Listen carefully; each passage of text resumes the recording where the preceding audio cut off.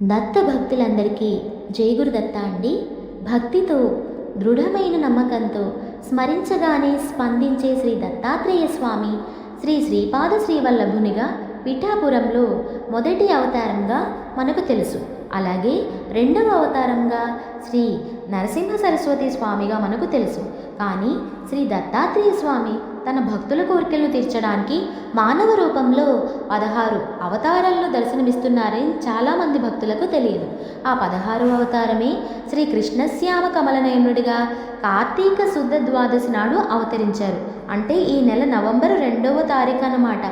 నల్లని కలువ కన్నులతో యోగనిద్రలో ఉన్న శ్రీ దత్తుని ధ్యానించి పూజించి శక్తి కొలది నైవేద్యాన్ని సమర్పించాలి.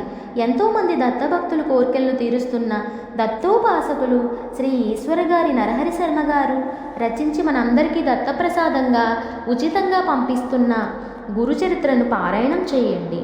గంటన్నరలోగా పారాయణ చేసుకునే ఈ గురుచరిత్ర మీకు అందుబాటులో లేకుంటే స్క్రీన్ పైన కనిపిస్తున్న ఈ నెంబరుకి మెసేజ్ చేయండి.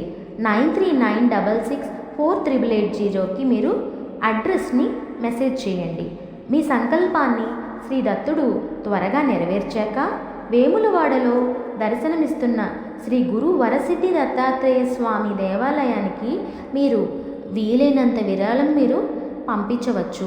మీకు ఇంకా ఏమైనా వివరాలు కావాలనుకుంటే ఈ స్క్రీన్ పైన ఉన్న 8125623880కి రాత్రి 7 నుంచి 9 గంటల మధ్యలో మీరు ఫోన్ చేసి వివరాలను తెలుసుకొనవచ్చు.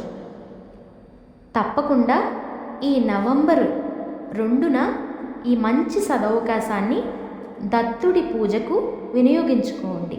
జై గురుదత్త.